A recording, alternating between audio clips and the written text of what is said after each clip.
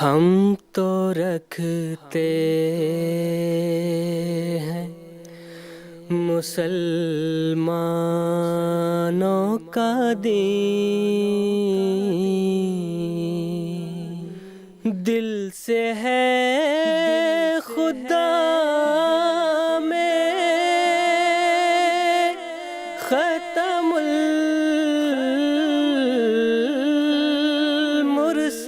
المرسلین،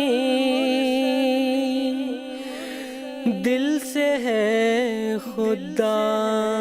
میں ختم المرسلین،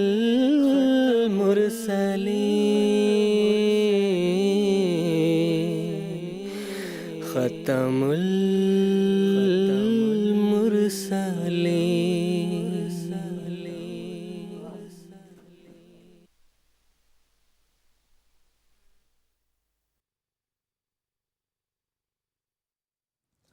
اعوذ باللہ من الشیطان الرجیم، بسم اللہ الرحمن الرحیم۔ ناظرین کرام، السلام علیکم ورحمۃ اللہ وبرکاتہ۔ آج 4 فروری 2023 ہفتے کا دن ہے۔ انڈیا میں اس وقت رات کے 10 بجے ہیں اور جی ایم ٹی کے مطابق اس وقت سحر کے 4:30 بجے ہیں۔ اور ناظرین، یہ وقت ہے پروگرام راہ ہدیٰ کا۔ قادیان دارالامان سے پروگرام راہ ہدیٰ کے ایک نئے ایپیسوڈ کے ساتھ اس وقت ہم آپ کی خدمت میں حاضر ہیں۔ قادیان دارالامان سے 4 ایپیسوڈز پر مشتمل جو سیریز ہم آپ کی خدمت میں پیش کرتے ہیں، آج اس کا 4تھا ایپیسوڈ ہے۔ ایم ٹی اے کے ہمارے ریگولر ویورز جانتے ہیں کہ قادیان دارالامان سے جو پروگرام راہ ہدیٰ کی سیریز ہم آپ کی خدمت میں پیش کرتے ہیں، یہ ایک لائیو انٹریکٹیو اور ڈسکشن پروگرام ہے، اور یہ پروگرام ہم لائیو صرف اپنے مشاہدین کے لیے کرتے ہیں تاکہ وہ بھی اپنے سوالات ہمارے علماء کرام کے پینل میں پیش کر کے ان کے جوابات حاصل کر سکیں اور ہمارے ساتھ اس پروگرام میں لائیو شریک ہو سکیں اور ہمارے ساتھ گفتگو کر سکیں۔ ہمارے ساتھ رابطہ قائم کرنے کے لیے مختلف سہولیات ہمارے پاس اس وقت ایم ٹی اے اسٹوڈیوز میں موجود ہیں۔ ٹیلی فون لائنز کے ذریعے سے آپ ہم سے رابطہ کر سکتے ہیں، اسی طرح ٹیکسٹ میسیجز، فیکس میسیجز اور ای میلز کے ذریعے بھی آپ اپنے سوالات ہم تک پہنچا سکتے ہیں۔ تو ناظرین، آج کے ایپیسوڈ میں بھی آپ ہمارے ساتھ شریک گفتگو ہونا چاہتے ہیں تو میں امید کرتا ہوں کہ اس وقت آپ اپنے ٹیلی ویژن اسکرین پر ہم سے رابطے کی تفصیلات کو ملاحظہ فرما رہے ہوں گے۔ ناظرین کرام، جیسے کہ میں نے بتایا کہ قادیان دارالامان سے ہم 4 ایپیسوڈز پر مشتمل سیریز آپ کی خدمت میں پیش کرتے ہیں، اور آج ہمارا یہ 4تھا اور آخری ایپیسوڈ ہے۔ اس مکمل سیریز میں ہم حضرت اقدس مرزا غلام احمد صاحب قادیانی، مسیح موعود و مہدی موعود علیہ السلام کی معرکۃ الآراء تصنیف حقیقت الوحی کے حوالے سے بات کر رہے ہیں، اور بانی جماعت احمدیہ حضرت اقدس مرزا غلام احمد صاحب قادیانی علیہ السلام نے اس کتاب میں جو حقائق و معارف کی باتیں بیان فرمائی ہیں، ان کی تفصیلات ہم اپنے مشاہدین کی خدمت میں پیش کر رہے ہیں۔ آج بھی یہی تسلسل جاری رہے گا، اور اس کتاب کے حوالے سے مزید کچھ معلومات اور اس کتاب میں بیان فرمودہ حقائق و معارف کی باتوں سے مزید کچھ تفاصیل ہم آپ کی خدمت میں پیش کریں گے۔ آج کے ایپیسوڈ میں گفتگو کے لیے جو علماء کرام اس وقت ہمارے ساتھ M T A Qadian studios میں تشریف رکھتے ہیں، ان کا میں پہلے تعارف کروا دیتا ہوں۔ مکرم و محترم مولانا محمد کریم الدین صاحب شاہد ہیں، اور ان کے ساتھ تشریف رکھتے ہیں مکرم و محترم مولانا زین الدین صاحب حامد۔ دونوں حضرات پروگرام راہ ہدیٰ کے ریگولر پینلسٹ ہیں۔ میں آپ دونوں حضرات کا پروگرام راہ ہدیٰ میں خیر مقدم کرتا ہوں۔ ناظرین کرام، جب دنیا تکبر میں بڑھ جاتی ہے اور مادیت میں غرق ہو جاتی ہے اور خدا تعالیٰ کو بھول جاتی ہے اور مختلف گناہوں میں ملوث ہو جاتی ہے، تو ایسے موقع پر اللہ تعالیٰ کی قدیم سے یہ سنت ہے کہ وہ اپنے ایک فرستادے کو دنیا میں مبعوث کرتا ہے، جن کے ذریعے سے وہ بنی نوع انسان کی اصلاح کے حوالے سے کارروائی کرتا ہے۔ یہ اللہ تعالیٰ کی قدیم سے سنت ہے، اور جب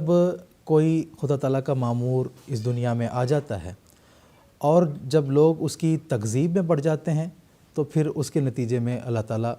دنیا کو مختلف عذاب میں بھی مبتلا کرتا ہے، جس کا کہ قرآن مجید میں بھی ہمیں ذکر ملتا ہے کہ وَمَا كُنَّا مُعَذِّبِينَ حَتَّى نَبْعَثَ رَسُولًا، کہ ایک تو دنیا میں پہلے سے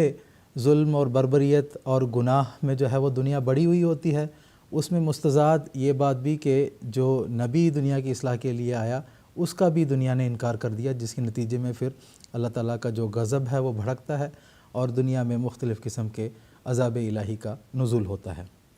دوسری طرف جب اللہ تعالیٰ دنیا میں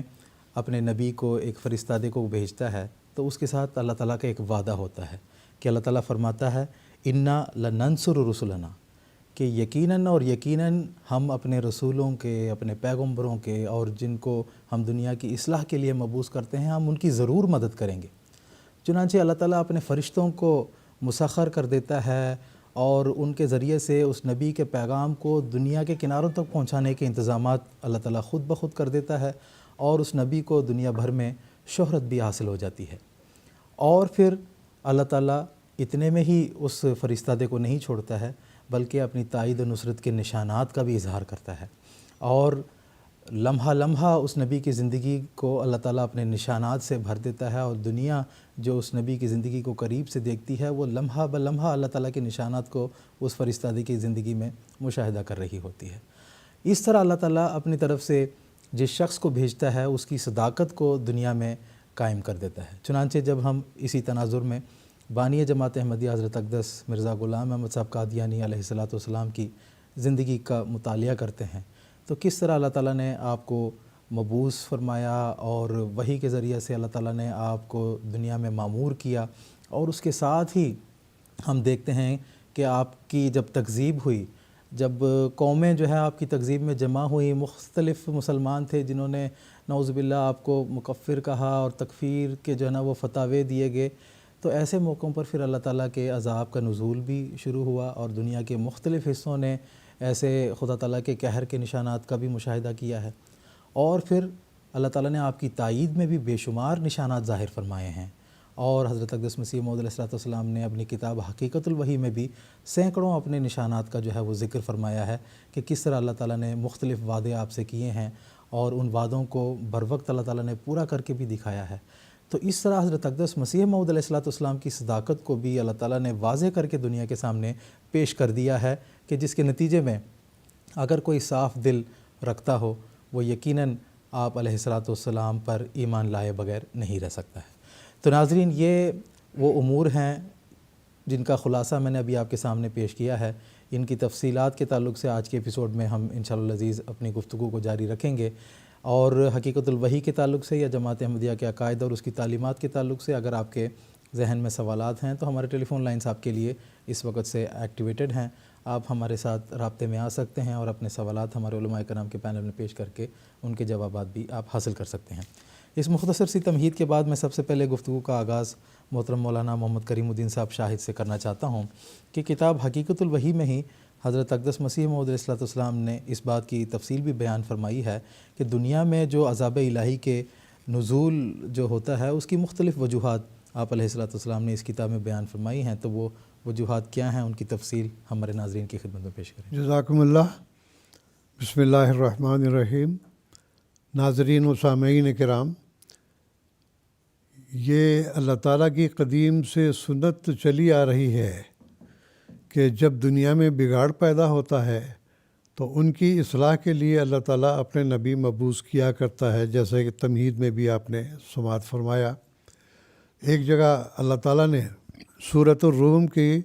42ویں آیت ہے، اللہ تعالیٰ نے فرمایا جب حضرت صلی اللہ علیہ وسلم کا ظہور ہوا تو اس وقت اللہ تعالیٰ فرماتا ہے ظہر الفساد فی البر والبحر بما کسبت ایدی الناس، کہ زمین بھی اور سمندر بھی، یعنی وہ لوگ جو اہل کتاب تھے یا اللہ تعالیٰ سے تعلق رکھنے کا دعویٰ کرنے والے تھے وہ بھی، اور باہر جو ہے وہ علماء کرام بھی ہو سکتے ہیں، اور اس کے علاوہ ایسے لوگ جو کہ دین سے ناواقف ہیں، جن کو بد مذہب کر لیں یا دہریہ کہہ لیں، ایسے تمام لوگ جتنے بھی ہیں، تو زمین بھی بگڑ گئی اور سمندر بھی بگڑ گئے۔ تو اس کا مطلب یہی ہے کہ عوام الناس بھی اور علماء بھی، اور اسی طرح سے اہل کتاب بھی، اور جو بغیر کتاب کے رہنے والے تھے، بد مذہب قسم کے لوگ یا دہریہ قسم کے لوگ، یہ سب کے سب بگڑ گئے تھے۔ کیوں؟ یہ خدا نے نہیں بگاڑا تھا یا کسی اور نبی وغیرہ نے نہیں بگاڑا تھا، بما کسبت ایدی الناس، لوگ اپنے کرتوت کی وجہ سے یہ تمام کے تمام خراب ہو گئے تھے۔ تو ایسے وقت میں پھر اللہ تعالیٰ کی سنت ہے کہ جیسا کہ ابھی آپ نے سماعت فرمایا وما کننا معذبین حتی نبعث رسولا، ان کی اصلاح کے لیے اللہ تعالیٰ ان کو ایسے ہی تباہ نہیں کر دیتا کہ گناہوں میں ملوث تھے یا بدکار قسم کے لوگ تھے، بلکہ پہلے اللہ تعالیٰ اپنا نبی بھیجتا ہے اور اس نبی کے ذریعے سے اصلاح کی کوشش کی جاتی ہے۔ عوام کو سمجھایا جاتا ہے کہ تم غلط کام کر رہے ہو، اللہ سے تعلق پیدا کرو، رسول سے تعلق پیدا کرو تاکہ تمہاری روحانی حالت بدل جائے۔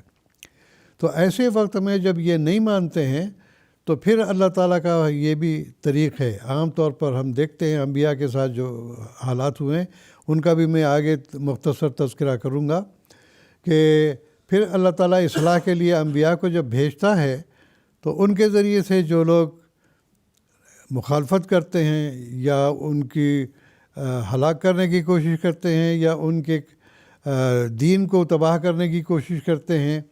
تو مختلف قسم کے اعتراضات بھی ان پہ کرتے ہیں اور ایمان نہیں لاتے۔ تو چونکہ ان لوگوں کے گناہ پہلے سے ہی بڑھے ہوئے تھے، نبی کا انکار کر کے اللہ تعالیٰ کی نافرمانی ایک طرح سے انہوں نے کی، تب اللہ تعالیٰ مخلوق میں سے مختلف قسم کے عذاب نازل کرتا ہے اور وہ لوگ ہلاک ہوتے ہیں۔ اور یہ بھی سنت ہے کہ یکدم سب کو ہلاک نہیں کرتا ہے، بلکہ ائمۃ الکفر جو بڑے بڑے مخالفت کرنے والے لوگ ہوتے ہیں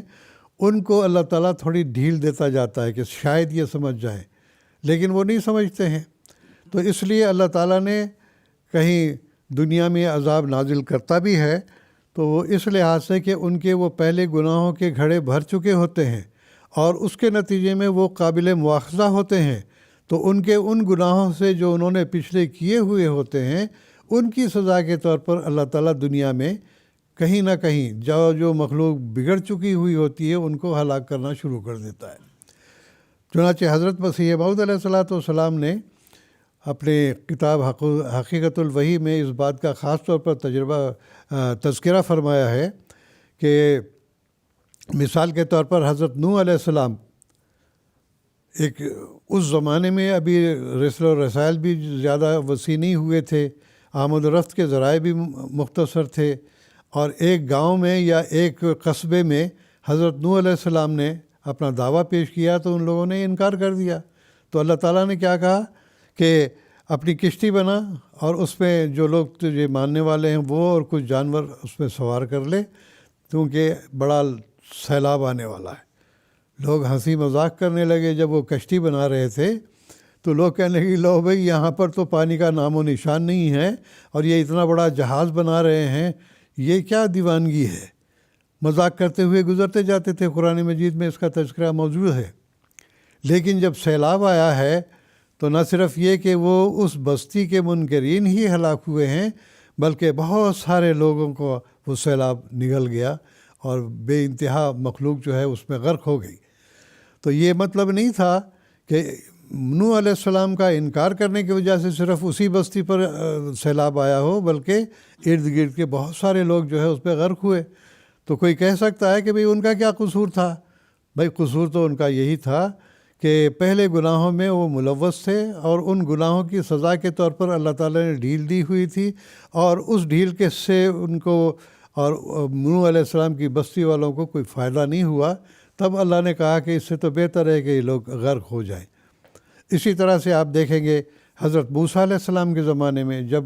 اللہ تعالیٰ نے فرمایا کہ فرعون کے پاس جا اور اللہ تعالیٰ کا پیغام پہنچا، فرعون نے نہیں مانا اور بنی اسرائیل کو بڑا تنگ کیا، اس نے بہت تکلیفیں دیا کرتا تھا۔ اس کے نتیجے میں فرعون کو تو جلدی غرق نہیں کیا اللہ تعالیٰ نے، بلکہ ارد گرد کے جو لوگ تھے ان تمام لوگوں کو جو ان کے پچھلے گناہوں کے سبب سے اللہ تعالیٰ نے کہیں پر جو ہے وہ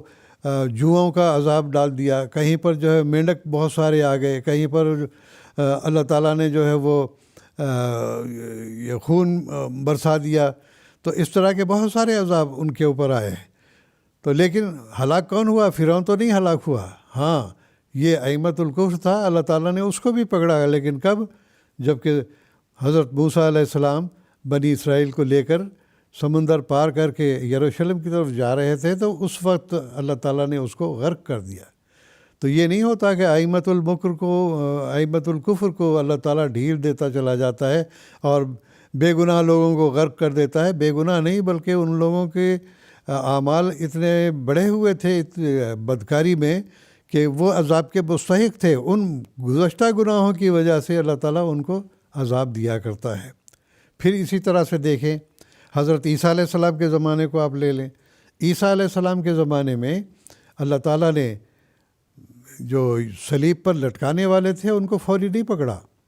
بلکہ قریباً 40 سال کے بعد اللہ تعالیٰ نے جو ہے تائتوس یا ٹائٹس رومی جو تھا، روم کے بادشاہ نے ان پر حملہ کیا اور اس پہ ہزاروں یہودیوں کو اس نے قتل کر دیا اور بے شمار لوگوں کو اس نے بھی مارا. تو یہ ابتدائی طور پر جو ہے نا، اگرچہ ان کو عذاب نہیں دیا گیا صلیب پر لٹکانے والوں کو، لیکن بعد میں پھر جن لوگوں نے صلیب پر لٹکایا تھا ان کو بھی اللہ تعالیٰ نے ہلاک کیا اور مسیح علیہ السلام کو اپنے قدرت نمائی کے ذریعے سے کشمیر تک پہنچا دیا. یہ الگ باب ہے، تو اس میں ہم نہیں پڑھتے.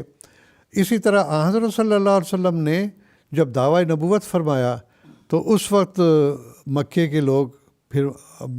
طائف کے لوگ، ارد گرد کے جو قبائل تھے ان سب نے مخالفت آپ کی. چند لوگوں نے قبول کیا. 13 سال تک مکے میں مارے کھاتے رہے. کئی لوگ شہید ہوئے، کئی صحابہ شہید ہوئے. تو ایسے وقت میں اللہ تعالیٰ نے ان کو فوری طور پر نہیں پکڑا، بلکہ اتمام حجت کرنے کے بعد جب آپ نے ہجرت کی ہے تو پھر اللہ تعالیٰ نے ان کو جنگوں کے ذریعے سے، جب ان لوگوں نے حملہ آور ہونا شروع کر دیا نبی کو نیست و نابود کرنے کے لیے، اللہ تعالیٰ نے پھر ان کی حفاظت فرمائی اور ان لوگوں کو تباہ کیا. عتبہ، شیبہ وغیرہ، صلی اللہ علیہ وسلم نے فرمایا تھا کہ یہاں ابو جہل مرے گا، یہاں عتبہ مرے گا، یہاں شیبہ مرے گا وغیرہ. تو یہ ایک تاریخی داستان ہے. تو اس لحاظ سے پھر اللہ تعالیٰ نے آپ کو بھی حکم دے دیا، اذن للذین یقاتلون بانہم ظلموا وان اللہ علی نصرہم لقدیر، کہ اب جن لوگوں نے ظلم و ستم ان پہ ڈھایا، گھروں سے بے گھر کر دیا اور حد درجے کی تکلیفیں پہنچائیں اور یہاں تک کہ ان کو چین سے بیٹھنے نہیں دیا بلکہ حملہ آور ہوئے ہیں، اب اللہ تعالیٰ نے اجازت دی کہ تم بھی اپنی تلوار اٹھا سکتے ہو، ان پہ مقابلہ کر سکتے ہو. تو یہ پھر بعد میں ان پہ عذاب جو ہے جنگوں کے نتیجے میں آیا. اب اس زمانے میں آپ دیکھیں گے کہ لوگ یہ اعتراض کرتے ہیں کہ مرزا صاحب نے تو دعویٰ کیا قادیان سے، اور دنیا میں زلزلے آئے ہیں، بے شمار لوگ ایسے جن کو کہ پتہ بھی نہیں کہ مسیح اور مہدی پیدا ہو گیا، ان پہ عذاب آنے شروع ہو گئے. جیسے کہ مثال دیتے ہیں کہ سان فرانسسکو میں جو زلزلہ آیا، یا مرزا صاحب نے زلزلوں کی خبر دی ہے عام طور پر، تو وہ کہتے ہیں کہ ان لوگوں کا کیا قصور ہے بھی جن کا دعوت نہیں پہنچی. تو یہی بات ہے کہ وہ لوگ اس قابل ہو گئے تھے کہ ان کو عذاب دیا جائے، لیکن اللہ تعالیٰ نے ڈھیل دی تھی. ان کے پچھلے جو گناہ تھے وہ اس زمانے میں آ کے اس امام کے مخالفت تو چند لوگوں نے یہاں پنجاب میں کی، پھر اس کے بعد ہندوستان میں بھی پھیلی اور آہستہ آہستہ باہر بھی گئی. لیکن اللہ تعالیٰ نے ان فوری جو ائمۃ الکفر تھے یا جنہوں نے کفر کے فتوے آپ پر لگائے ان کو فوری نہیں پکڑا، بلکہ آہستہ آہستہ تمام لوگوں کو جو سیلاب کے ذریعے سے، زلزلوں کے ذریعے سے ان کی جب عذاب ان پہ نازل ہوا ہے تو یہ ان کے پچھلے گناہوں کی وجہ سے ہے. مرزا صاحب کی تکفیر کی وجہ سے نہیں ہوا، مرزا صاحب کی نہ ماننے کی وجہ سے نہیں ہوا، بلکہ ان کے اپنے گناہ بڑھ گئے تھے. مثال کے طور پر دیکھیے علامہ اقبال شاعر مشرق کہلاتے ہیں اور پاکستان میں بڑا ان کا نام ہے اور دنیا میں بھی نام ہے، اس میں کوئی شک نہیں کہ اچھے شاعر تھے. انہوں نے کیا کہا کہ مسلمانوں کی حالت زار بیان کرتے ہوئے انہوں نے اس بات کا بھی ذکر کیا کہ وضع میں تم ہو نصارہ تو تمدن میں ہو منود، یہ مسلمان ہیں جنہیں دیکھ کے شرمائے یہود. تو یہ باتیں ایسی ہیں کہ ہر ایک اس زمانے کے بڑے بڑے جو علماء اور شاعر تھے مسلمانوں کی حالت زار دیکھ کے وہ رو پڑے تھے کئی کہ کہاں رہا دین باقی نہ اسلام باقی، ایک رہ گیا اسلام کا نام باقی بات ہے. تو یہ تمام باتیں ایسی تھیں جو عذاب الہی کو کھینچنے کا موجب ہوئی. تو جیسا کہ اللہ کی سنت ہے کہ پہلے عوام الناس میں ایک خوف اور لہر پیدا کر دیتا ہے. چاہے مرزا صاحب نے جو دعویٰ کیے ہیں حضرت مسیح موعود علیہ الصلوۃ والسلام نے،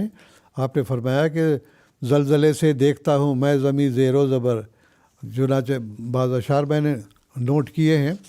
وہ میں آپ کے سامنے رکھ دیتا ہوں۔ ایک یک بیک ایک زلزلہ سے سخت جنبش کھائیں گے، کیا بشر اور کیا شجر اور کیا حجر اور کیا بہار۔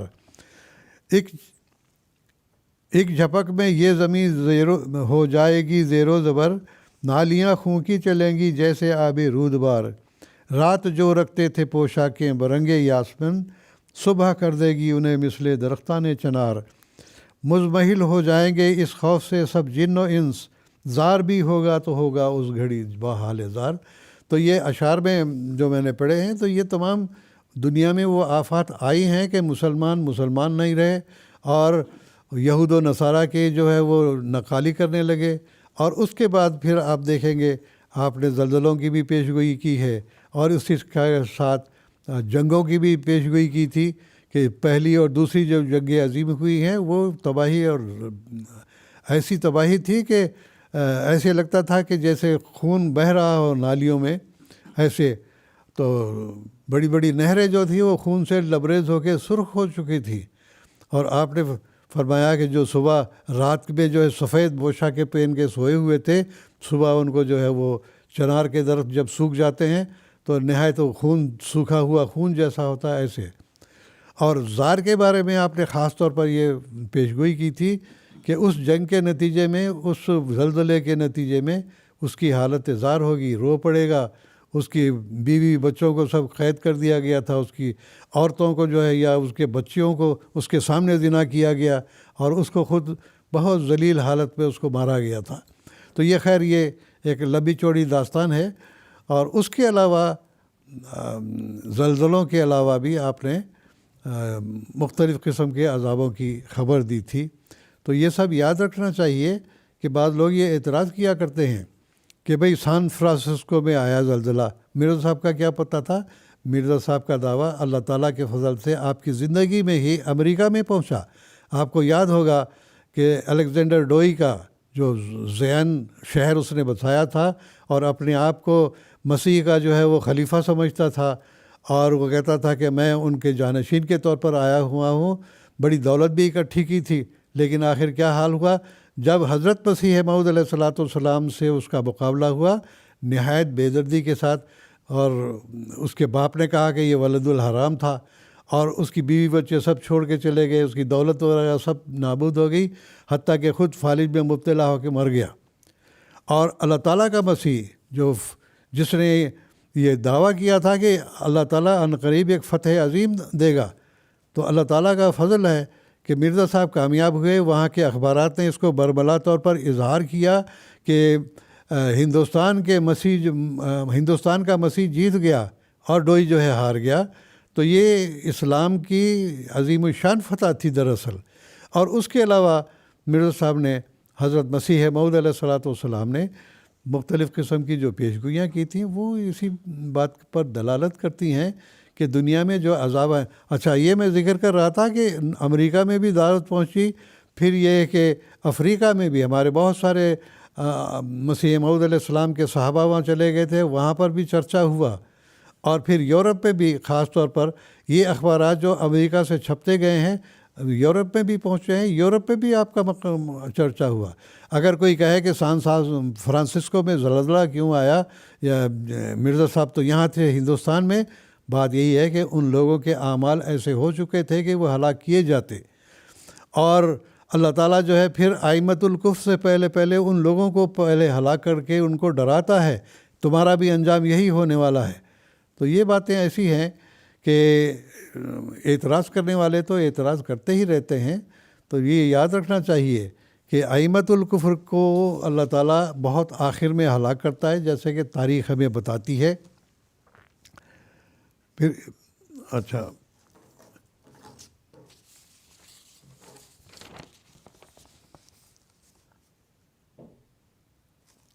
تو یہ تو میں نے بتا دیا، آسلم کے زمانے میں بھی قید پڑا تھا۔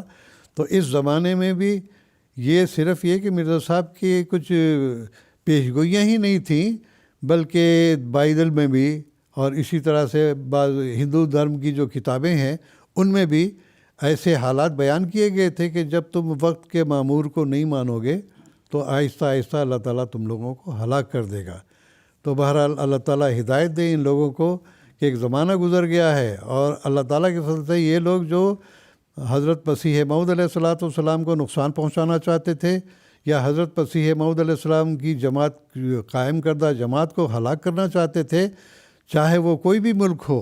اللہ تعالیٰ نے ہر رنگ میں اس زمانے میں مسیح موعود علیہ الصلاۃ والسلام کو بھی اور آپ کی جماعت کو بھی ہر طرح محفوظ رکھا ہے۔ اگرچہ ابتلا آتے ہیں، جیسے کہ حضرت صلی اللہ علیہ وسلم کے زمانے میں بھی صحابہ بھی ہلاک کیے گئے ہیں، قتل کیے گئے ہیں، جنگوں میں مارے بھی گئے ہیں، اور اسی طرح سے اس زمانے میں بھی اگرچہ بعض مخالفین اٹھ کے جو ہے احمدیوں کو شہید کر رہے ہیں، لیکن یہ کوئی عجیب بات نہیں ہے، بلکہ اس سے احمدیت کو انہوں نے تقویت پہنچائی ہے۔ احمدیت کے وہ ایسے شہید جرنیل ہیں کہ اس کے نتیجے میں کئی لوگوں کو ہدایت ملتی ہے کہ کیا بات ہے کہ یہ لوگ اپنی جان کی پرواہ نہیں کر رہے ہیں اور دندناتے پھر رہے ہیں۔ انہوں نے سوچا کہ ہم اس ملک سے ان کو نکال دیں گے، تو اللہ تعالیٰ نے ساری دنیا میں بے شمار ممالک میں 200 سے زیادہ کے قریب ممالک میں اللہ تعالیٰ نے احمدیت کے ایسے مضبوط پودے لگا دیے ہیں کہ اگر اب دیکھیے ابھی حال ہی میں حضرت خلیفۃ المسیح خامس اید اللہ تعالیٰ بنصر العزیز نے بیان فرمایا ہے کہ جو وہاں پر کیا نام تھا گاؤں افریقہ کے برکینا فاسو میں ایک مسجد میں بلا کے وہاں پر احمدیوں کو جو عمر رسیدہ تھے کھڑا کر دیا۔ انہوں نے کہا یہ احمدیت سے انکار کرو، انہوں نے کہا نہیں، گولی سے اڑا دو بے شک، لیکن ہم انکار نہیں کریں گے۔ تو ایک دو نہیں بلکہ 9 بزرگوں کو انہوں نے شہید کر دیا، لیکن اس کے نتیجے میں وہاں جو عورتیں، بچے اور نوجوان بیٹھے ہوئے تھے وہ قطعاً گھبرائے نہیں، اور ان کے دلوں کے ایمان اور بڑھ گئے۔ انہوں نے کہا کوئی بات نہیں، ہم کو مار ڈالو لیکن ہم احمدیت نہیں چھوڑیں گے۔ تو یہ پختگی بتا رہی ہے کہ آخر ایمان کی کوئی حرارت ہے۔ تو بات یہی ہے کہ وہ لوگ یہ نہ سمجھیں کہ اللہ تعالیٰ ان کو نہیں پکڑے گا، بلکہ ضرور پکڑے گا، لیکن اس کے نتیجے میں احمدیت مٹے گی نہیں بلکہ اور پروان چڑھے گی انشاءاللہ تعالیٰ۔ کچھ ٹیلی فون کالرز اس وقت ہمارے ساتھ ہیں، ان کو بھی پروگرام میں شامل کرتے ہوئے ان کو موقع دیتے ہیں بات کرنے کا۔ عارف الزمان صاحب ہیں اس وقت ہمارے ساتھ ٹیلی فون لائن پر، بنگلہ دیش سے موجود ہیں، MTA راہ ہدیٰ کا جو پروگرام ہے اس کے ریگولر کالر ہیں، ان سے گفتگو کرتے ہیں۔ السلام علیکم ورحمۃ اللہ، عارف الزمان صاحب۔ السلام علیکم ورحمۃ اللہ وبرکاتہ۔ میرا سوال ہے مباہلہ لفظ کا مطلب کیا ہے؟ حقیقت الوحی کتاب میں مختلف جگہ میں حضرت مسیح علیہ السلام مباہلہ کا چیلنج کیا تھا۔ اسلامی تعلیمات میں اس کا اہمیت کیا ہے؟ برائے کرم اس میں روشنی ڈالیے، جزاکم اللہ۔ جزاکم اللہ عارف الزمان صاحب، بہت بہت شکریہ۔ میں محترم مولانا زین الدین حامد صاحب سے درخواست کروں گا۔ جی، بسم اللہ الرحمن الرحیم۔ مباہلہ کا جو لفظی معنی ہے یہ باہل یباہل مباہلتاً،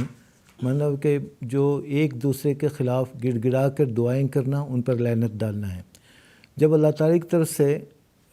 اصلاح خلائق کے لیے اللہ تعالیٰ کسی کو بھیجتا ہے تو وہ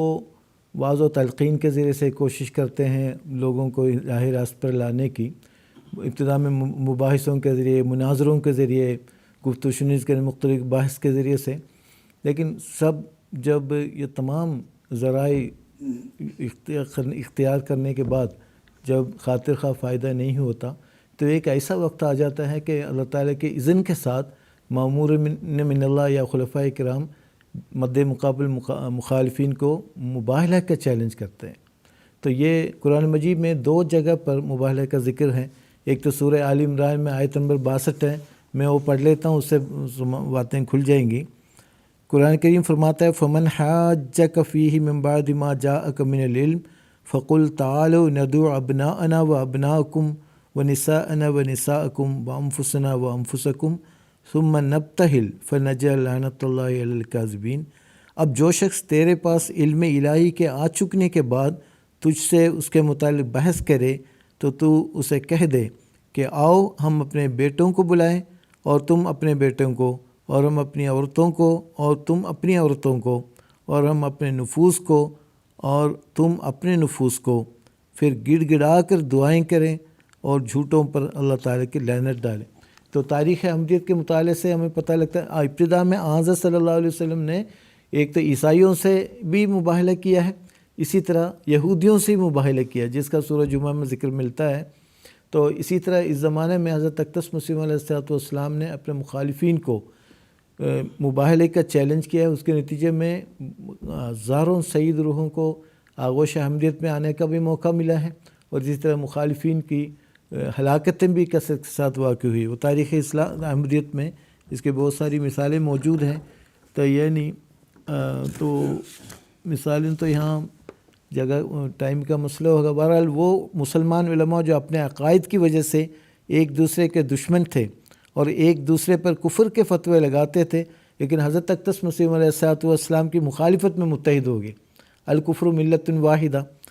تو جبکہ وہ غیر مسلم علماء جو حضرت صلی اللہ علیہ وسلم کے سخت دشمن تھے اور آپ کے ذات بابرکات کی توہین کے مرتکب ہوئے تھے اور اسلام کی تعلیمات پر انتہائی گندے حملے کرنے پر حضرت اقدس مسیح علیہ السلام سے شکست سے فاش کھا چکے تھے، اس وقت ان مسلمان کہلانے والے علماء، مشائخ، سجادہ نشینوں نے محض حضرت اقدس مسیح علیہ السلام کی مخالفت میں ان غیر مسلم علماء سے مل کر جو گستاخ رسول صلی اللہ علیہ وسلم اور دشمنان اسلام کے حلقے میں سے تھے، حضرت اقدس مسیح علیہ السلام کو مشترکہ دشمن قرار دیا اور حضرت اقدس مسیح علیہ السلام کی ایذا رسانی کے منصوبے بنانے لگے، مگر اللہ تعالیٰ نے ان کو ہر قدم پر ناکام و نامراد کر دیا۔ تو ایسے حالات میں جب تمام تر دلائل و براہین کے ذریعے دعوت دینے کے بعد جب خاطر خواہ فائدہ نہیں ہوا، مخالفین مخالفت میں اور بڑھتے چلے گئے، ایسے حالات میں اللہ تعالیٰ کے اذن سے یہ جو مباہلے کی دعوت دی گئی ہے، اس کے نتیجے میں جماعت کو غیر معمولی ترقی بھی نصیب ہوئی ہے۔ لیکن یاد رکھنا چاہیے ہر عام انسان، عام احمدی کا کام نہیں ہے، جب تک اللہ تعالیٰ کی طرف سے اذن نہ ہو کوئی مباہلہ کا چیلنج نہیں کر سکتا۔ تو حضرت اقدس مسیح علیہ السلام نے قرآن مجید کی ان آیات کی روشنی میں حضرت اقدس مسیح علیہ السلام نے بھی چیلنج کیا ہے، اسی طرح حضرت خلیفہ شمس رابعی نے بھی تمام مخالفین کو مباہلے کا چیلنج کیا تھا۔ جزاکم اللہ تعالیٰ حسن جزا۔ ایک اور ہمارے سائل ہیں جنہوں نے اپنا سوال ہمیں میسیج کے ذریعے سے لکھ کر بھیجا ہے، تو وہ سوال آف لائن جو ہے وہ میں محترم مولانا محمد کریم الدین صاحب شاہد سے پوچھنا چاہتا ہوں۔ یہ مکرم اعجاز احمد صاحب ہیں اور ان کا کینیڈا سے تعلق ہے۔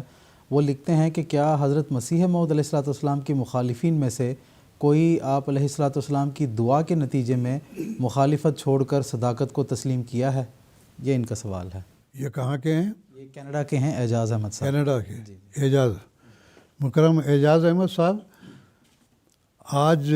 دیکھیے مرزا صاحب نے جب دعویٰ کیا تو اس وقت آپ اکیلے تھے، اس کے بعد یہ آہستہ آہستہ چاہے ہمارے بڑے بڑے علماء نے بہت مخالفت کی، حتیٰ کہ یہ بھی انہوں نے منصوبہ بنایا کہ مرزا صاحب کو قتل کیا جائے، لیکن اس میں کامیاب نہیں ہو سکے۔ برملا طور پر ایک دفعہ شملہ میں کانفرنس ہو رہی تھی، یہ علماء جو ہمارے مخالفین ہیں ان میں سے ایک نوجوان اٹھا کہنے لگا کہ بھائی اتنی لمبی چوڑی کیا تم باتیں کر رہے ہو، تم کہو تو میں جاتا ہوں قادیان، جا کے مرزا صاحب کو قتل کر کے آتا ہوں۔ وہ کہنے لگے وہ نوجوان تو بیٹھ جا، یہ سب ہم کر چکے ہیں۔ تو بہرحال یہ ہے کہ ایک سے جو ہے پھر اللہ تعالیٰ نے ایک سے ہزار ہوئے، جو ہزار سے پھر لاکھوں میں ہوئے، لاکھوں سے اب کروڑوں میں ہوئے اللہ تعالیٰ کے فضل سے۔ تو یہ سب لوگ کہاں سے آئے ہیں؟ مرزا صاحب نے کوئی الگ سے تو نہیں بنا لیے تھے، کوئی نعوذ باللہ من ذالک کوئی الگ مخلوق پیدا کر لی ہو۔ انہی مسلمانوں میں سے اور عیسائیوں میں سے، ہندوؤں میں سے بہت سارے ایسے لوگ ہیں جنہوں نے اسلام قبول کیا، احمدیت قبول کی اور چاروں طرف دنیا میں پھیل گئے۔ انہی میں سے اب چونکہ وقت تھوڑا ہے، میں ایک آدھ واقعہ بیان کر دیتا ہوں کہ لدھیانہ میں ایک دفعہ کہتے ہیں کہ حضرت مسیح موعود علیہ السلام ازالہ اوہام کی کتاب مرتب فرما رہے تھے، تو ان دنوں میں علماء وہاں پر آ کے بڑا شور مچاتے تھے، بڑے جلسے کیے، کفر کے فتوے لگے۔ ان میں ایک جلسے میں ایک مولوی نے کہا کہ اگر کوئی مرزا صاحب کو قتل کرے گا تو اس کو شہادت کا درجہ نصیب ہوگا، جنت الفردوس پہ اس کو اعلیٰ مقام ملے گا۔ تو ایک آدمی جو ان پڑھ تھا قریباً، وہ کہنے لگا کوئی بات نہیں جی، میں جاتا ہوں۔ لٹھ لے کے گیا اور جہاں پر حضرت مسیح موعود علیہ الصلوۃ والسلام کا قیام تھا، حضور وہاں کچھ تقریر فرما رہے تھے، تو وہ شخص بھی آہستہ سے، آنا جانے میں کوئی روک نہیں تھی، کوئی پہرے دار نہیں تھا، کوئی بھی آ جا سکتا تھا، بیٹھ سکتا تھا، تو یہ بھی لٹھ لے کے اندر چلا گیا، کمرے میں داخل ہوا اور حضور کا لیکچر سننے لگا۔ لیکچر سنتے سنتے اس پہ ایسا عجیب اثر ہوا کہ کہاں تو وہ لٹھ لے کے مارنے آیا تھا، اور کہاں لیکچر جب ختم ہوا تو کہنے لگا حضور کی بیعت کر لی اس نے کہ میں تو آیا تھا آپ کو قتل کرنے کے لیے، علماء یہ کہتے ہیں، آپ کی باتیں میں نے سنی تو دل پہ اثر ہوا۔ ایک تو یہ بات، دوسری یہ کہ انہی دنوں میں کہتے ہیں کہ مولوی غلام نبی صاحب خوشاب کے رہنے والے تھے، بڑے اچھے عالم، اور ان کی وہاں تقریر ہوئی، اور مسیح موعود علیہ الصلوۃ والسلام کے خلاف انہوں نے تقریر کی، وفات مسیح، حیات مسیح کے تعلق سے خاص طور پر بیان کیا، اور اتنی عمدہ تقریر وہ تھی کہ حاضرین میں سے بڑے بڑے جو علماء بیٹھے ہوئے تھے آفرین آفرین کی صدائیں برہم کر رہے تھے، تو گویا کہ ایک ایسا کہے کہ سحر زدہ ہو گئے تھے لوگ۔ تو اب یہ جلسہ ختم ہوا تو انہی دنوں میں مسیح موعود علیہ السلام، جیسا کہ میں نے ذکر کیا، ازالہ اوہام مرتب فرما رہے تھے، یہ مجمع چلا اور اس گلی میں سے نکلنے لگے جہاں مسیح موعود علیہ الصلوۃ والسلام کا قیام تھا، اور اتفاق ایسا ہوا کہ مولوی غلام نبی صاحب آگے آگے تھے، پیچھے لوگ بڑے ہلہ کرتے ہوئے آ رہے تھے۔ مولوی غلام نبی صاحب جب پہنچے ہیں تو کہتے ہیں ایسا اتفاق ہوا، حضرت مسیح موعود علیہ السلام زنان خانہ میں سے نکل کے، گلی تھی، گلی عبور کر کے مردانے میں جا رہے تھے،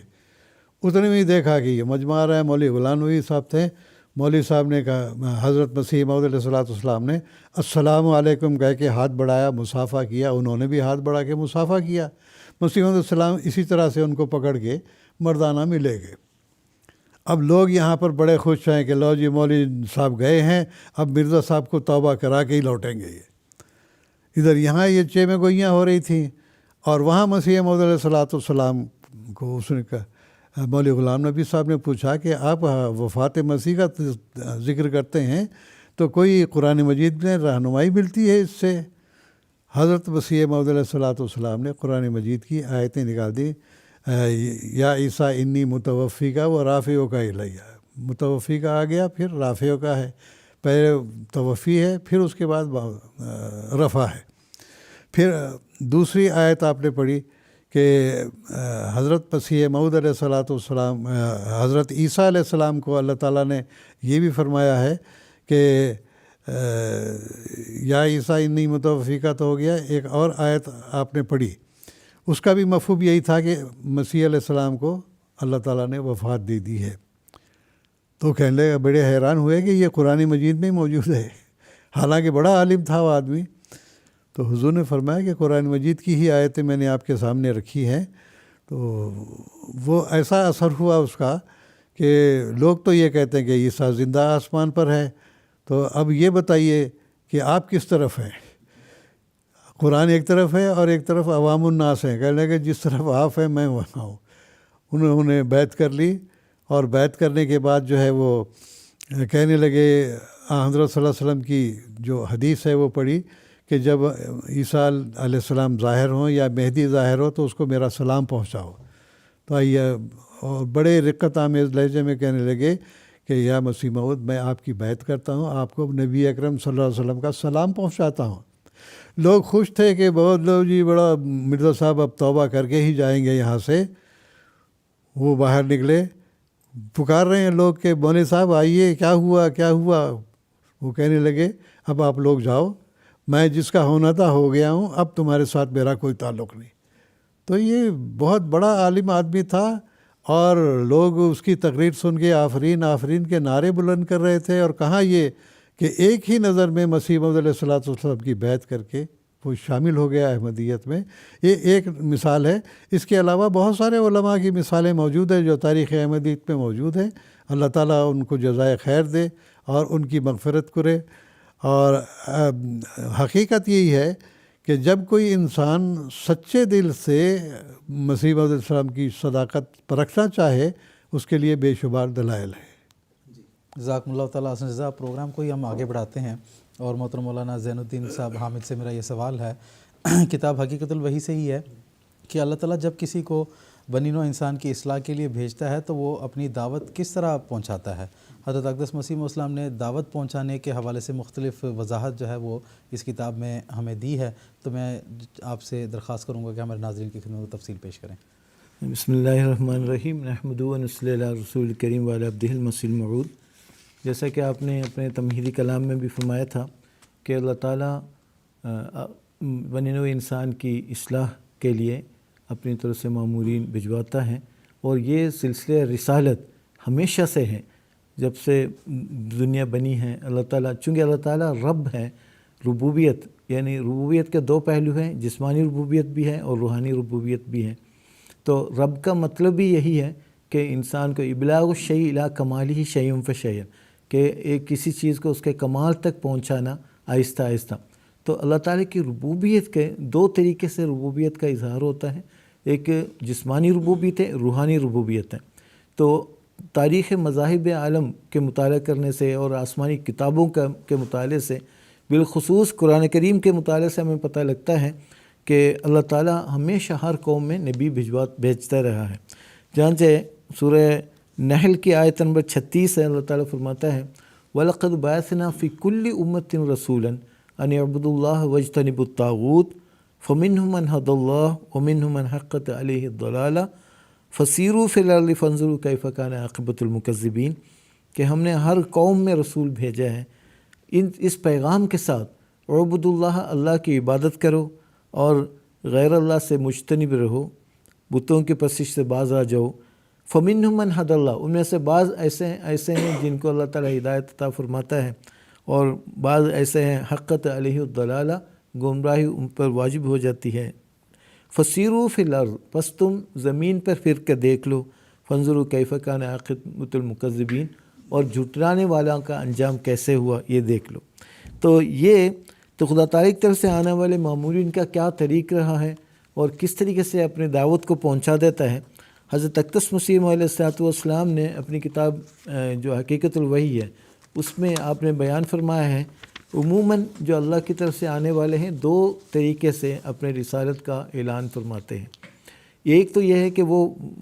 وضاحت کے ساتھ واشگاف الفاظ میں اپنے مامور من اللہ ہونے کا، من جانب اللہ ہونے کا اعلان فرماتے ہیں۔ دوسری طرف آسمانی نشانوں کے ساتھ، اسی طرح منقولی و معقولی دلائل کے ساتھ اپنے من جانب اللہ ہونے کا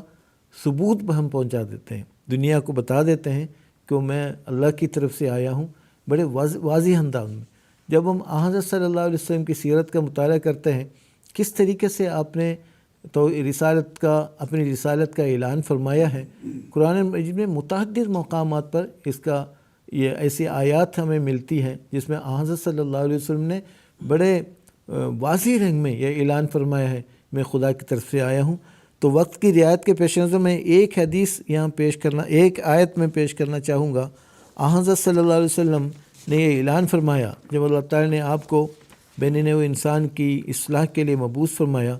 آپ نے اعلان فرمایا، سورۃ الاعراف آیت نمبر 159 ہے، فرمایا قل یا ایھا الناس انی رسول اللہ الیکم جمیعا الذی لہ ملک السماوات والارض، تو یہ اعلان کر دے یہ تمام لوگوں، میں تم سب کی طرف رسول بن کے آیا ہوں، اور الذی لہ ملک السماوات والارض، وہ خدا جو آسمان اور زمین کی ملکیت اسی کی ہے، اس کے سوا کوئی معبود نہیں، وہ زندہ کرتا ہے، وہ یمیت اور مارتا بھی ہے۔ پس اعلان کیا فآمنوا باللہ ورسولہ، پس تم اللہ پر ایمان لاؤ اور اس کے رسول پر ایمان لاؤ، النبی الامی الذی یؤمن باللہ وکلماتہ واتبعوہ لعلکم تہتدون، تم اس کی پیروی کرو تاکہ تم ہدایت پا جاؤ۔ تو اسی طرح یہ اعلان، اسی طرح فرمایا قل ما کنت بدعا من الرسل، میں رسول میں سے کوئی پہلا رسول نہیں ہوں، یعنی سلسلے رسالت جو ہے ہمیشہ سے جاری ہے، اور میں یہ بھی نہیں جانتا میرے ساتھ اور تمہارے ساتھ کیا سلوک ہوگا اللہ تعالیٰ کا،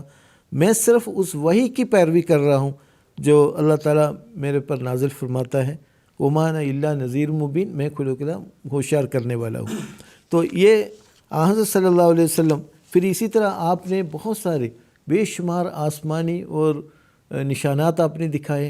اور اسی طرح منقولی اور معقولی دلائل کے ساتھ آپ نے اپنے منجانب ہونے کا ثبوت آپ نے ثابت فرمایا کہ میں واقعی خدا کی طرف سے ہوں۔ اور اس زمانے میں اللہ تعالیٰ نے حضرت اقدس رسول اللہ صلی اللہ علیہ وسلم کی پیشگوئی کے مطابق حضرت مسیح علیہ الصلوۃ والسلام کو مبعوث فرمایا اسلام کے احیاء نو کے لیے۔ تو آپ نے بھی یہی طریق اپنایا ہے۔ ایک تو آپ نے بڑے واضح رنگ میں متعدد کتب میں آپ نے یہ اعلان فرمایا مجھے اللہ تعالیٰ نے مبعوث فرمایا ہے۔ ان میں سے میں چند ایک بطور مثال پیش کروں گا، کیونکہ آپ کا آنے کا مقصد کیا تھا؟ اسلام کی کھوئی ہوئی عظمت کو دوبارہ قائم کرنا ہے اور اسلام کو ساری دنیا پر غالب کرنا ہے۔ اسی مقصد کو لے کر تو آپ مبعوث ہوئے۔ تو آپ نے ایک تو یہ کہ اعلان فرمایا میں خدا کی طرف سے آیا ہوں، بھیجا گیا ہوں۔ تو بطور مثال میں ایک تو اقتباس پیش کروں گا۔ ایک تو آپ نے اپنے عربی کلام میں فرماتے ہیں کہ لقد ارسلت من رب کریم رحیم عند طوفان الضلال، یقیناً میں کریم خدا کی طرف سے، رب کریم کی طرف سے اور رحیم خدا کی طرف سے میں بھیجا گیا ہوں عند طوفان الضلال، گمراہی کے طوفان کے موقع پر۔ پھر فرمایا فاللہ ارسلنی لأحیی دینہ، اللہ تعالیٰ نے مجھے بھیجا ہے تاکہ میں اس کے دین کو زندہ کر سکوں۔ اور حق فہل من راشد یستسلم، یہ ایک حقیقت ہے، حق ہے، کیا کوئی سمجھدار ہے جو اس بات کو تسلیم کر سکے۔ پھر اسی طرح آپ نے فرمایا،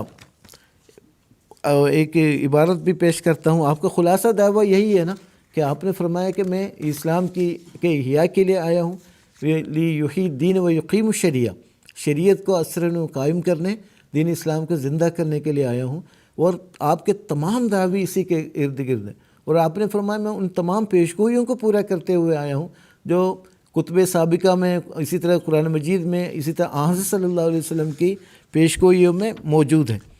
تو آپ نے یہ اعلان فرمایا کہ وہ کام جس کے لیے خدا نے مجھے مأمور فرمایا ہے وہ یہ ہے کہ خدا میں اور اس کی مخلوق کے رشتے میں جو کدورت واقع ہو گئی ہے اس کو دور کر کے محبت و اخلاص کے تعلق کو دوبارہ قائم کروں۔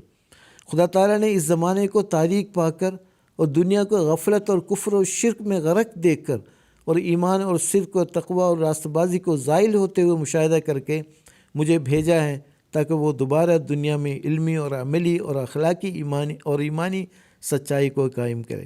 خدا نے مجھے دنیا میں اس لیے بھیجا کہ تاہم میں علم اور خلق اور نرمی سے گمگشتہ لوگوں کو خدا اور اس کی پاک ہدایتوں کی طرف کھینچوں، اور وہ نور جو مجھے دیا گیا ہے اس کی روشنی سے لوگوں کو راہ راست پر چلاؤں۔ اسی طرح یہ دعویٰ ہی نہیں بلکہ حضرت اقدس مسیح علیہ الصلوۃ والسلام نے جو دوسرا پہلو جو بیان کیا ہے کہ آسمانی نشانوں کے ذریعے، اسی طرح مختلف جو منقولی اور معقولی دلائل کے ذریعے اپنے سچائی کو ثابت کرنا ہے، وہ بھی آپ نے فرمایا کہ تلک عشرۃ کاملہ کے عنوان سے آپ نے تحفہ گولڈ میں 10 آسمانی نشان بیان کیا ہے۔ وہ میں وقت کی ریاض سے وہ سنا کے ختم کروں گا۔ فرمایا کہ خدا نے مجھے قرآنی معارف بخشے ہیں، خدا نے مجھے قرآن کی زبان میں اعجاز عطا فرمایا ہے۔ یہ سب بہت سی تفصیل طلب ہیں لیکن یہاں موقع نہیں ہے۔ خدا نے میری دعاؤں میں سب سے بڑھ کر قبولیت رکھی ہے۔ خدا نے مجھے آسمان سے نشان دیے ہیں، خدا نے مجھے زمین سے نشان دیے ہیں، خدا نے مجھے وعدہ دے رکھا ہے کہ تجھ سے ہر ایک مقابلہ کرنے والا مغلوب ہوگا۔ خدا نے مجھے بشارت دی ہے کہ تیرے پیرو ہمیشہ اپنے دلائل صدق میں غالب رہیں گے، اور دنیا میں اکثر وہ اور ان کی نسل بڑی بڑی عزتیں پائیں گے تا ان پر ثابت ہو کہ جو خدا کی طرف سے آتا ہے وہ کچھ نقصان نہیں اٹھاتا۔ پھر فرمایا خدا نے مجھے وعدہ دے رکھا ہے کہ قیامت تک اور جب تک کہ دنیا کا سلسلہ منقطع ہو جائے میں تیری برکات ظاہر کرتا رہوں گا، یہاں تک کہ بادشاہ تیرے کپڑوں سے برکت ڈھونڈیں گے۔ فرمایا خدا نے آج سے 20 برس پہلے مجھے بشارت دی ہے کہ تیرا انکار کیا جائے گا اور لوگ تجھے قبول نہیں کریں گے، پر میں تجھے قبول کروں گا اور بڑے زوراور حملوں سے تیری سچائی ظاہر کروں گا۔ اور 10ویں نشان آپ نے یہ فرمایا اور خدا نے مجھے وعدہ دیا ہے کہ تیری برکات کا دوبارہ نور ظاہر کرنے کے لیے تجھ سے ہی، تیری ہی نسل میں سے ایک شخص کھڑا کیا جائے گا، اور جس میں میں روح القدس کی برکات پھونکوں گا۔ وہ پاک باطن اور خدا سے نہایت پاک تعلق رکھنے والا ہوگا اور مظہر الحق والعلا ہوگا، اور گویا خدا آسمان سے نازل ہوا، اور تلک عشرۃ کاملہ۔ یہ 10 نشانات کے ذریعے، اس کے علاوہ بھی ضرورت الامام میں بھی آپ نے 4 نشان بیان کیے ہیں، بے شمار آسمانی نشانات کے ذریعے آپ نے اپنے دعووں کو بھی ثابت فرمایا ہے، اور حضرت جو احمدیت کو جو عظیم الشان کامیابیاں عطا ہوئی ہے، اور یہ جو گزشتہ 100 سال سے زائد عرصے کی تاریخ اس بات کا گواہ ہے کہ باوجود شدید مخالفت کے، نامساعد حالات میں، ناموافق ماحول میں، کس طرح حضرت اقدس مسیح علیہ السلام کے دعویٰ کے اس بات کے لیے لوگ آئے ہیں اور آپ کو کامیابی نصیب ہوئی ہے۔ آج اللہ تعالیٰ کے فضل سے قادیان سے اٹھنے والی ہوئی یہ ایک بظاہر بہت کمزور آواز، جس کی پشت پناہی خدا کی تقدیر کر رہی تھی، لیکن آج دیکھو 200 سے زائد 218 ممالک میں یہ آواز گونج رہی ہے، اور آپ کی رسالت کا یہ پیغام پہنچ چکا ہے۔ جزاک اللہ تعالیٰ حسن جزا۔ آگے میں محترم مولانا محمد کریم الدین صاحب شاہد سے یہ پوچھنا چاہوں گا کہ نشانات کی بات ہو رہی ہے، حضرت اقدس مسیح علیہ السلام نے حقیقت الوحی میں 100 سے 40 سے زیادہ اپنے نشانات کا ذکر فرمایا ہے، ان میں سے صرف جو مختلف ہر صدی پر جو مجدد تشریف لائے ہیں اور کسوف و خسوف کا جو نشان ظاہر ہوا ہے آپ کی صداقت کے ثبوت کے طور پر، اس بارے میں آپ سے درخواست کروں گا کہ اختصار کے ساتھ ہمارے ناظرین کو کچھ تفصیل بتا دیں۔ جزاک اللہ۔ اب وقت بہت محدود رہ گیا ہے، 5 منٹ میں اپنی بات ختم کروں گا انشاءاللہ۔ کہ حدیث میں ایک بہت بڑا نشان جو مسیح موعود علیہ السلام کی صداقت کا باعث ہے وہ یہ ہے کہ دار قطنی کی ایک حدیث ہے جس میں امام باقر رضی اللہ تعالیٰ عنہ نے روایت کی ہے۔ وہ کہتے ہیں کہ حضرت صلی اللہ علیہ وسلم نے فرمایا کہ انا لمہدینہ آیتین۔ اب یہاں پر دیکھیں مہدی نا کے جو الفاظ ہیں یہ بتاتے ہیں کہ اور بھی مہدی ہیں، لیکن جو آنسلم کا مہدی ہے اس کے لیے 2 آیتیں ہیں۔ وہ کیا ہیں؟ ینکسف القمر لاول لیلۃ من رمضان و تنکسف الشمس فی النصف منہ ولم تکونا منذ خلق السماوات والارض۔ زمین و آسمان کی پیدائش سے لے کر اب تک کوئی ایسا مہدی ظاہر نہیں ہوا جس کے لیے یہ، یا کوئی ایسا اللہ کا رسول ظاہر نہیں ہوا جس کے لیے یہ نشان آئے ہوں، یہ صرف مہدی کی نشانیاں تھیں۔ تو گویا کہ بعض لوگ اعتراض کرتے ہیں کہ امام باقر کی روایت ہے، یہ انسلم کی تو نہیں ہے، حالانکہ اہل بیت کا جو، یا حضرت صلی اللہ علیہ وسلم کے جو نواسوں کا، حضرت علی رضی اللہ تعالیٰ عنہ کے جو بیٹے اور ان کے آگے جو نسل چلی ہے، ان کا یہی طریق تھا کہ وہ روایت ایسے لوگوں کو لے کے بیان نہیں کرتے تھے، بلکہ خود وہ کہتے تھے کہ ہم نے یہ بات سنی ہے۔ حضرت علی رضی اللہ تعالیٰ عنہ کا بھی یہ قول تھا، ایسا ہی تھا، اور اسی طرح سے امام باقر کا بھی یہی ہے کہ اہل بیت جو ہے وہ عام طور پر روایتوں کا سلسلہ نہیں بیان کرتے تھے، بلکہ جو یقینی بات ہے وہ اس کو بیان کرتے تھے۔ دوسری بات یہ ہے کہ جب یہ نشان ظاہر ہوا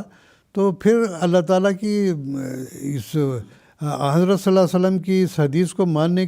کی کوئی وجہ نہیں ہے، صرف اس واسطے کہ حضرت مرزا غلام احمد صاحب کی مخالفت میں یہ لوگ انکار کرتے ہیں یا مخالفت کرتے ہیں۔ پھر یہ دیکھیے اللہ تعالیٰ کے فضل سے کوئی کہتا ہے کہ جی یہ یہاں ہندوستان میں بھی جو ہے ایک مہدی پیدا ہوئے ہیں یو پی کے علاقے میں، اور ان کے زمانے میں بھی ایسا نشان ظاہر ہوا۔ مسیح موعود علیہ السلام نے فرمایا ہے کہ کوئی شخص بھی جو دعویٰ کرتا ہو کہ دعوے دار ہو مہدی ہونے کا، اور اس کا اپنا بیان موجود ہو اور آسمان پہ یہ 2 نشان ظاہر ہوئے ہیں، ایسا کوئی بھی آپ کو نہیں ملے گا۔ تو چاہے وہ مہدی یہاں کے سوڈانی ہوں یا کوئی بھی مہدی ہو، تو بہرحال کئی جھوٹا دعویٰ دار بھی پیدا ہوئے ہیں۔ تو مختصر طور پر یہ بیان میں کرنا چاہتا ہوں کہ قرآن مجید میں بھی اس کا ذکر ہے کہ خسف القمر و جمع الشمس والقمر القیامہ۔ تو اللہ تعالیٰ نے فرمایا ہے کہ چاند کو گرہن لگے گا، اور شمس اور قمر یعنی سورج اور چاند یہ دونوں جو ہیں اس معاملے میں اکٹھے ہوں گے، سورج کو بھی گرہن لگے گا اور چاند کو بھی گرہن لگے گا۔ تو گیا کہ پھر لوگ یہ کہتے ہیں کہ ینکسف القمر لاول لیلۃ من رمضان، رمضان کی پہلی تاریخ کو لیتے ہیں۔ بھائی پہلی تاریخ کو تو جو ہے وہ قمر نہیں کہتے ہیں بلکہ ہلال کہتے ہیں اس کو، اور یہاں پر قمر کا لفظ آتا ہے کہ جو دوسرے یا تیسرے چاند کے بعد کی جو چاند ہیں ان کو قمر کہا جاتا ہے۔ تو اس لحاظ سے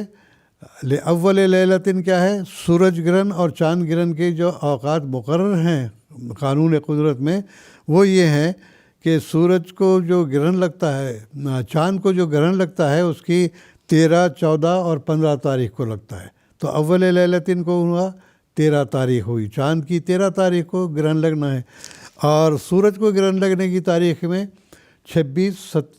27، 28 اور 29، یہ 3 دن ہیں۔ تو درمیانی دن کون سا ہوا؟ 28واں دن ہو گیا۔ تو اس لحاظ سے زیادہ میں تفصیل میں جانا بھی نہیں چاہتا کہ ہندوستان میں یہ گرہن جو ہوا 1894 میں ہوا،